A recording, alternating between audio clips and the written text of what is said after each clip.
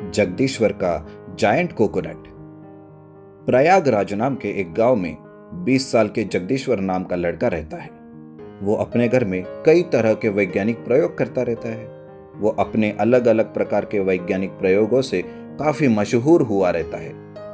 एक दिन वो अपने गांव के बिजली के खंभे पर चढ़ता है और प्रयोग करने की वजह से पूरे गांव की बिजली चली जाती है। ऐसे ही वो अपने दोस्त के साथ एक दिन एक दुकान में जाता है और उस दुकान के फ्रिज का दरवाजा खोल के रख देता है, जिसकी वजह से दुकानदार कुछ निकालने जाता है तो पूरा का पूरा दरवाजा ही उसके हाथ में आ जाता है।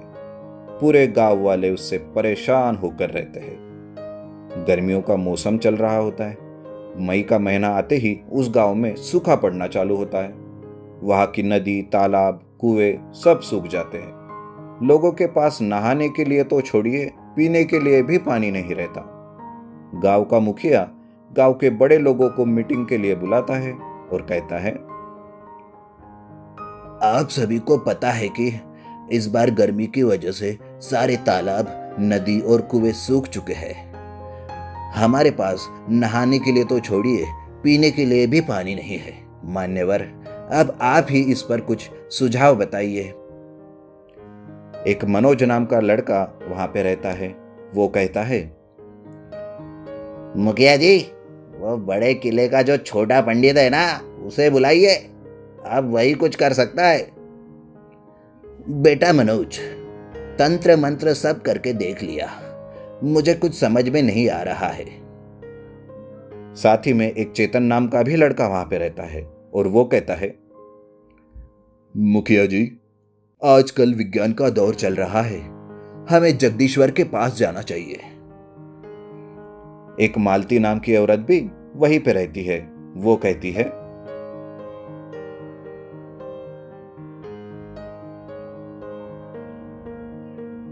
चलो ठीक है, यह भी अपना कर देखते हैं। फिर सारा गांव अपनी समस्या का हल निकालने जगदीश्वर के पास जाता है। उसके पास पहुंचकर गांव के मुखिया जगदीश्वर के घर की बेल बजाते हैं। जगदीश्वर बेटे, क्या तुम घर पर हो? हमें तुमसे थोड़ा काम है। अरे मुखिया जी, आइए आइए। क्या बात है मुखिया जी, कोई परेशानी? और गांव वाले भी साथ आए हैं, कहिए क्या बात है? तुम्हें तो पता ही होगा जगदीश्वर कि कड़क धूप के चलते हुए गांव में सूखा पड़ा है। पानी की बहुत समस्या चल रही है। इस पर अगर कोई हल नहीं निकला तो इस साल बड़ी परेशानी हो जाएगी गांव में। इसलिए हम सब तुम्हारे पास मदद की आस लेकर आए हैं बेटा। हम सब की मदद करो बेटा। मुखिया जी, मैं कोई बड़ा वैज्ञानिक तो नहीं हूं जो पानी तैयार कर सकूं, लेकिन हाँ, इस समस्या के लिए मेरे पास एक उपाय है। लेकिन आप सब गांव वाले पहले ही मेरे वैज्ञानिक प्रयोगों से परेशान हैं। कुछ गड़बड़ हो गई तो मुझे ही भला बुरा कहेंगे आप। अरे नहीं नहीं बेटा, वक्त ऐसा आया है कि गधे को भी बाप कहना पड़ रहा है। क्या क्या कहा? यानी कि मैं एक गधा हूं? है ना? अरे नहीं बेटा, ऐसा नहीं है। बस एक बात बोल दी मैंने, तुम दिल पे मत लेना। बस इस परेशानी का हल निकालो बेटा। अब सब कुछ तुम्हारे ही हाथ में है। अगर ऐसा है तो मेरे पास एक हल है। कौन सा हल है बेटा, हमें भी बताओ। मेरे खुद का अब तक का सबसे सफल रिसर्च, द एक्सटेंडर गन। ये एक बंदूक है। इससे कुछ किरणें निकलती है और जिस चीज पर ये किरणें गिरती है वो एक बड़ा रूप ले लेती है। अच्छा अच्छा, लेकिन उससे क्या होगा? आइए मुखिया जी, मैं आपको दिखाता हूं। जगदीश्वर एक बच्चे के हाथ से उसका खिलौना लेता है और उस खिलौने पर अपनी एक्सटेंडर गन से किरणें गिराता है। देखते ही देखते वो खिलौना इतना बड़ा हो जाता है कि सारे चौंक जाते हैं। लेकिन फिर मुखिया जी पूछते हैं, यह तो ठीक है बेटा, ये खिलौना बड़ा हो गया, लेकिन पानी जैसी चीज बड़ी होगी भी या नहीं, ये कैसे पता चलेगा? यह बात सुनकर जगदीश्वर मुखिया जी से कहते हैं, चलिए मुखिया जी, एक बार और देखते हैं। जगदीश्वर मुखिया सहित सारे गांव को एक कोकोनट के पेड़ के पास लेकर जाते हैं। जगदीश्वर चेतन से कहता है, चेतन, क्या तुम एक काम कर सकते हो? उस पेड़ पर से एक नारियल तोड़ कर देना।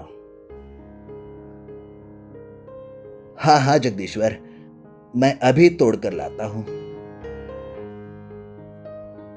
चेतन बंदर जैसे सपासप नारियल के पेड़ पर चढ़कर एक नारियल तोड़ कर लाता है। फिर जगदीश्वर उसे खुले मैदान में ले जाकर उस पर एक्सटेंडर गन से लाइट छोड़ता है। देखते ही देखते वह नारियल धीरे धीरे एक जायंट कोकोनट में तब्दील हो जाता है। उसका साइज एक 5 मंजिली इमारत जितना रहता है। फिर मुखिया एक आदमी को नारियल में छोटा सा छेद करने के लिए कहता है। अरे, इसमें से तो पानी निकल रहा है, ये! अब आपको इस सूखे तक नहाने धोने के लिए इतना पानी काफी है ना मुखिया जी?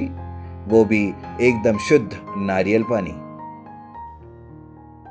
ये बात देखकर मुखिया जी कहते हैं, अरे वाह बेटा वाह, जगदीश्वर, तुमने आज हम सबकी जान बचा ली, वरना हम तो सोच पे पड़ गए थे कि इस धूप में क्या करें और क्या नहीं। सारे गांववासी खुशी से उसी जायंट कोकोनट नारियल के पानी से नहाने धोने लगते हैं, जिससे उनका स्वास्थ्य भी ठीक रहता है और कोई बीमारी भी नहीं फैलती। ये देखकर मुखिया और सारे गांव वाले जगदीश्वर को सम्मानित करते हैं और उसे उचित इनाम भी देते हैं। एक गांव में शक्ति भाई नाम का एक बहुत ही शक्तिशाली आदमी रहता था। वो उस गांव में दादागिरी करता था। उसे देखकर गांव के सारे लोग डर जाते थे। वो हर रोज बारी बारी से गांव की दुकानों से हफ्ता या कुछ न कुछ लेकर जाता था। एक दिन ऐसे ही एक चिकन तंदूरी वाला उदास बैठा था। तभी एक ग्राहक गौतम उसके पास आया और बोला, अरे भाई, इतने उदास क्यों बैठे हो? कुछ तकलीफ है क्या? अरे नहीं भाई, मुझे कोई तकलीफ नहीं है। मैं तो बस इस बात से परेशान हूँ कि आज शक्ति भाई को हफ्ता देने की मेरी बारी है। यही सोच रहा हूँ, पहले ही दुकानदारी ठीक से नहीं चल रही है और अब ये शक्ति भाई आके हफ्ता लेकर जाएगा। अरे इसमें इतना परेशान होने की क्या बात है? तुम उसे बोलो कि हफ्ता नहीं दूंगा करके। अरे भाई, यह अगर इतना आसान होता तो गांव के सारे लोगों ने उसे पहले ही बोल दिया होता। अभी तक उसे हफ्ता क्यों देते? अच्छा अच्छा, अब समझ आ गया। वो शक्ति भाई जोर जबरदस्ती कर रहा है। क्यों, सही कहा ना? सिर्फ जबरदस्ती ही नहीं, कभी कभी तो दुकान तोड़ के चले जाता है। तभी शक्ति भाई की आवाज आती है। सारे लोग इधर उधर भागने लगते हैं। शक्ति भाई चिकन तंदूरी वाले की दुकान पर आता है और बोलता है, तो आज तुम्हारा नंबर है, निकालो मेरा हफ्ता वरना तोड़ दूंगा तेरी दुकान। हाँ शक्ति भाई, अभी देता हूँ, आप जरा शांत रहिए। चिकन तंदूरी वाला शक्ति भाई को हफ्ता लेकर देता है और बहुत उदास होकर बैठ जाता है। हफ्ता लेकर शक्ति भाई हंसते हुए वहां से चला जाता है। गौतम ये सब आराम से देखते रहता है और चिकन तंदूरी वाले से कहता है, अरे इस शक्ति भाई से इतना डरने की जरूरत नहीं है। ये कोई शक्तिशाली नहीं है, ये तो बड़ा बेवकूफ है। इसकी ये दादागिरी हमेशा के लिए बंद कर सकता हूँ मैं। क्या कहा? ये कैसे कर सकते हो तुम? क्या ये सच में हो सकता है? अगर ये तुमने करके दिखाया तो सारे दुकान वाले तुम्हारे बहुत ही शुक्रगुजार रहेंगे। तो ठीक है, तुम सब लोग आज दुकान बंद करके मेरे घर आ जाना, मैं बताऊंगा क्या करना है। रात को दुकान बंद करके चिकन तंदूरी वाला और उसके साथ 2 से 3 आदमी गौतम के घर जाते हैं और बात करते हैं। दूसरे ही दिन शक्ति दादा बाजार में आ जाता है और आते ही वो देखता है कि कोई और भी दादा पहले से ही उसके जगह पे हफ्ता ले रहा है। अरे कौन हो तुम जो मेरी जगह पे हफ्ता वसूल कर रहे हो? मेरा नाम गोगा है और मैं आज से यहाँ पर हफ्ता वसूल करूंगा। तुम कौन हो? अरे ये कैसे कर सकते हो? मैं पहले से यहाँ पर हफ्ता वसूल कर रहा हूँ। निकल जाओ यहाँ से, वरना मार मार के हड्डियाँ तोड़ दूंगा। अरे ऐसे कैसे जाऊं यहाँ से? मैं तुमसे ज्यादा शक्तिशाली हूँ। अगर तुम्हें हफ्ता वसूल करना है तो मुझसे लड़ना होगा, मुझे हराना पड़ेगा। हाँ हाँ, मैं तुम्हारे साथ लड़ने के लिए तैयार हूँ। बोलो बोलो, कौन सी लड़ाई लड़नी है? क्या करना है मुझे? ठीक है, अभी बताता हूँ। तुम्हें वो ऊंचा सा लहराता हुआ झंडा दिख रहा है? उस झंडे को नीचे लाके रखना होगा, और जो वो झंडे को नीचे लाके रखेगा वही विजेता होगा और यहाँ पर हफ्ता वसूल करेगा। बस इतनी सी बात? ये तो बहुत आसान है गोगा। मुझे हराने के लिए तुम्हें कुछ और सोचना चाहिए था। ये तो मैं चुटकी बजाते ही कर दूंगा। तुम अपने हारने की तैयारी कर लो गोगा। ठीक है, देखते हैं कौन हारता है और कौन जीतता है। चलो शुरू करो। शक्ति भाई बहुत कोशिश करता है झंडे पर चढ़ने की, लेकिन वो फिसल के कभी नीचे आता है तो कभी ऊंचाई से डर के मारे नीचे उतर जाता है। फिर हिम्मत जुटाता है और फिर कोशिश करता है, लेकिन पूरा दिन गुजरने के बाद भी शक्ति भाई झंडा नीचे नहीं ला सकता। फिर वो गोगा दादा से कहता है, अरे गोगा दादा, लगता है मुझसे नहीं होगा। अब तुम ही कोशिश करो और दिखाओ कि तुम मुझसे भी होशियार हो। लेकिन ये बताता हूँ, तुम भी हारने वाले हो। देखते हैं शक्ति भाई, किसमें कितना है दम। ये बोलकर गोगा दादा झंडे के पास आता है और झंडा जिस नट बोल्ट से कसा हुआ रहता है उसे खोल देता है और वो झंडा नीचे आ गिरता है। गोगा दादा उस झंडे को निकालता है और शक्ति भाई के हाथ में रख देता है। ये देखकर शक्ति भाई पूरा चकरा जाता है और कहता है, अरे गोगा दादा, ये तुमने कैसे किया? ये तो बहुत ही आसान था। मैंने पूरा दिन गवा दिया इस झंडे को नीचे लाने की कोशिश में, और तुमने 2 मिनट में नीचे लाया। कैसे गोगा, कैसे किया तुमने ये?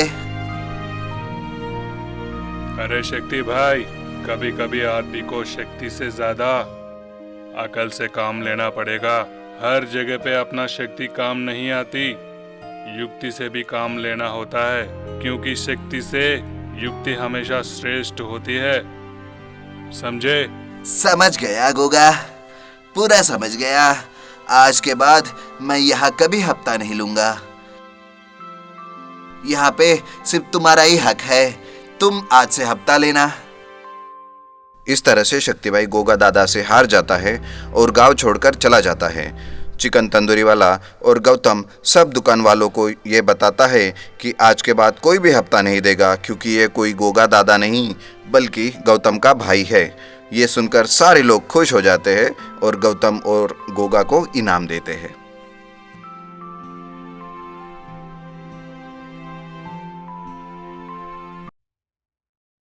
एक गांव में श्रवण और उसका बेटा रमन गांव के चौराहे में ब्रेड आमलेट का ठेला लगा के रोजी रोटी कमाता था। उनका व्यापार अच्छा चल रहा था, लेकिन एक दिन उसी चौराहे में एक दूसरे आदमी ने ब्रेड आमलेट का ठेला लगाया, जिस वजह से श्रवण और उसके बेटे का व्यापार पे असर पड़ा।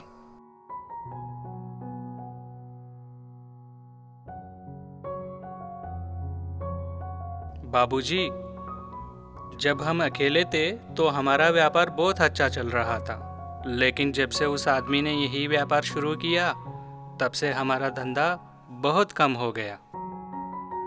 कोई बात नहीं बेटा, धंधा तो कोई भी कर सकता है, सिर्फ हमें ही करना है, ऐसा तो कहीं लिखा नहीं है ना। हाँ बाबूजी, लेकिन उसको दूसरा धंधा करना चाहिए था ना। ऐसा तो वो कुछ नहीं कमा पाएगा, ना हम। नहीं बेटा, ऐसा नहीं है। उसे भी उतना ही हक है जितना कि हमें। तुम उसकी चिंता छोड़ दो और काम पे ध्यान दो। जी बाबूजी, जैसा आप कहते हैं। एक दिन श्रमण और रमन के ठेले पर अंडे और ब्रेड खत्म हो गए तो श्रमण ने कहा, अरे बेटा रमन, जल्दी से बाजार जाकर अंडे और ब्रेड लेकर आओ, शाम होने वाली है, धंधे का टाइम भी हो रहा है। जी बाबूजी, अभी जाता हूँ और अंडे ब्रेड लेके आता हूँ। ये कहकर रमन भागते भागते बाजार जाता है। अरे भैया, 50 अंडे और 5 पैकेट ब्रेड देना। अरे रमन, आज तो अंडे और ब्रेड दोनों खत्म हो गए हैं। तुमने बहुत देर कर दी बेटा। कोई आया था दोपहर को और सारे अंडे और ब्रेड खरीद लेकर गया। तो क्या उसने सारे अंडे और ब्रेड खरीदे चाचा? हाँ बेटा, मैं वही तो बोल रहा हूँ। वो कौन था ये मुझे नहीं पता, लेकिन उसी ने दुकान से सारे अंडे और ब्रेड खरीद कर लेके गया। ठीक है चाचा जी, मैं कल आता हूँ। रमन वापस अपनी दुकान पर जाता है और सारा किस्सा बाबूजी को बताता है। अरे क्या हुआ बेटा रमन, तुम सामान नहीं लाए? मैंने तुम्हें अंडे और ब्रेड लाने के लिए कहा था ना। बाबूजी, मैं दुकान गया था, लेकिन वहां जाने के बाद पता चला कि किसी आदमी ने पहले ही दुकान के सारे अंडे और ब्रेड खरीद के चले गया। अब आप ही बताइए, कहाँ से लेके आए अंडे और ब्रेड? इस वजह से तो दुकानदार चाचा ने भी कहा कल आने के लिए। ठीक है बेटा, तो कल चले जाना। दूसरे दिन रमन दुकानदार के पास अंडे और ब्रेड खरीदने के लिए जाता है। चाचा जी, आज तो है अंडे और ब्रेड? हाँ हाँ बेटा, आज है, लेकिन बहुत कम है। आज भी कोई सुबह सुबह आकर अंडे और ब्रेड लेकर गया, इसलिए कम है। एक बार तुम दोपहर को आओ, रहेंगे तो लेकर जाना। ठीक है चाचा जी, अभी जितने हैं उतने दे दो, मैं फिर दोपहर को आ जाता हूँ। रमन सारा सामान लेकर दुकान पे जाता है। बाबूजी, आज अंडे और ब्रेड बहुत कम ही मिले। फिर कोई दुकान जाकर काफी सारे अंडे और ब्रेड खरीद के लेके गया। अच्छा, कोई बात नहीं, तुम दोपहर को फिर से दुकान जाकर लेकर आना। ठीक है बाबूजी। दोपहर होती है, इधर फिर से श्रमण और रमन की दुकान में अंडे और ब्रेड खत्म होते हैं। श्रमण रमन को दुकान जाने के लिए कहता है। चाचा, मुझे अंडे और ब्रेड चाहिए। अरे बेटा, तुमने तो देर कर दी। थोड़ी देर पहले ही सारे अंडे और ब्रेड कोई खरीद कर लेके गया। अब कुछ भी नहीं बचे। रमन वापस दुकान पे जाता है। अरे क्या हुआ बेटा, सामान कहाँ है? नहीं बाबूजी, कुछ भी नहीं मिला। सारे अंडे और ब्रेड पहले ही कोई आके खरीद के लेके गया। अरे ये क्या बात है? ये ऐसे इतने सारे अंडे और ब्रेड रोज रोज कौन लेकर जाता है? मुझे नहीं पता पिताजी, लेकिन जो भी है शायद उसके घर में कोई समारोह होगा, इसलिए वो लेके जाता है। ऐसा कैसे हो सकता है?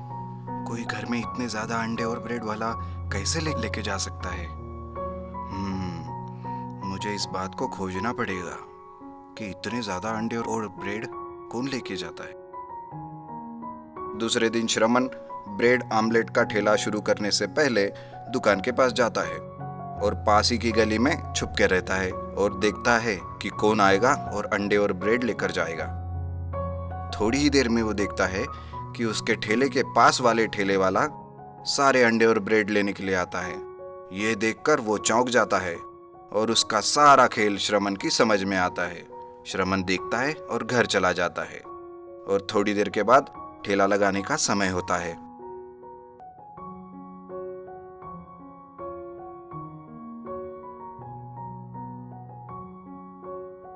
अरे बाबूजी, आप तो बड़े आराम से बैठे हुए हैं।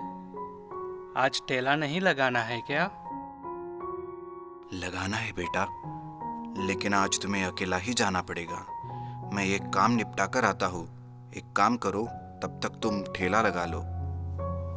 ठीक है बाबूजी, जैसा आप कहते हैं। और इधर श्रमण गांव के सरपंच के पास बात करने के लिए आता है। अरे श्रमण जी, आइए आइए। कैसे आने हुआ? हमारी याद आज कैसे आई आपको? सरपंच जी, मुझे आपसे एक बहुत ही जरूरी बात कहनी है। जी हाँ जी हाँ, बोलिए, क्या बात करनी है? आप तो जानते हैं, मैंने और मेरे बेटे ने गांव के चौराहे में एक ब्रेड आमलेट का ठेला लगाया है, जिससे अच्छी आमदनी हो रही है। लेकिन कुछ दिनों से एक दूसरा ठेला भी एक आदमी ने शुरू किया है। अरे भाई श्रमण, आज सिर्फ तुम अकेले तो व्यापार नहीं कर सकते हैं ना। इस गांव में कोई भी कितने भी व्यापार कर सकते हैं। क्यों, सही कहा ना? आपकी बात सही है सरपंच जी, लेकिन व्यापार धोखे से तो नहीं करना चाहिए ना। क्या कहा? धोखा? किसने किया धोखा? उस दूसरे ठेले वाले ने सरपंच जी। वो सारे अंडे और ब्रेड दुकान से खरीद लेता है और हमारे लिए कुछ भी नहीं रखता। जितना सामान चाहिए वो ठेले पे पहले ही लेकर जाता है और बाकी का घर में छुपा के रखता है, ताकि हमारे पास कुछ भी ना रहे। अच्छा, तो ये बात है। चलो मेरे साथ, उसके घर में जाके देखते हैं।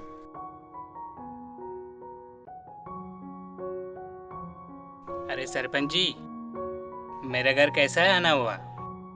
मेरे पास ये श्रमण एक शिकायत लेकर आया है कि तुमने दुकान से सारे अंडे और ब्रेड लेकर यहाँ पे छुपा कर रखते हैं। नहीं नहीं सरपंच जी, ये क्या कह रहे हैं आप? भला मैं ऐसा क्यों करूँगा?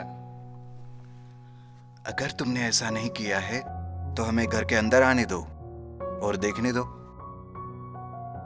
तुम कौन होते हो ये कहने वाले?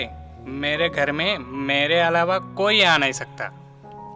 देखा सरपंच जी, ये हमें घर के अंदर ही नहीं आने दे रहा है, ताकि असलियत छुपी रहे। अरे ऐसे कैसे नहीं आने देगा? मैं एक सरपंच हूँ और मेरा हक है न्याय देना। चलो हटो मेरे रास्ते से। अच्छा, तो ये बात है। ये सब क्या है कृष्णकांत? ये तुम अच्छा नहीं कर रहे हो। व्यापार करने का सबको हक है। तुम किसी को ऐसा नुकसान नहीं पहुंच सकते हैं। मैं अभी ग्राम पंचायत जाकर तुम्हारे ठेले का पंजीकरण रद्द करवाता हूँ। अरे अरे नहीं सरपंच जी, मुझे माफ़ कर दीजिए। मुझे ऐसा नहीं करना चाहिए था। ज़्यादा मुनाफे के चक्कर में मैंने श्रमण का नुकसान कर दिया। मैं आज के बाद ऐसा नहीं करूँगा। मुझे माफ़ कीजिए। माफी मांगनी है तो श्रमण से मांगो, अब वही तुम्हें बचा सकता है। मुझे माफ़ कर दो श्रमण। मैं आज के बाद ऐसा नहीं करूँगा। ठीक है, उठो। मैंने तुम्हें माफ कर दिया। लेकिन तुम्हें वचन देना पड़ेगा कि तुम ईमानदारी से व्यापार करोगे, कोई धोखाधड़ी नहीं करोगे, तो ही तुम्हें ठेला लगाने दूंगा। जी हाँ, वचन देता हूँ। मैं कभी किसी को धोखा नहीं दूंगा। उसके बाद दोनों के ठेले आजू बाजू में लगते हैं और दोनों भी ईमानदारी से व्यापार करने लगते हैं।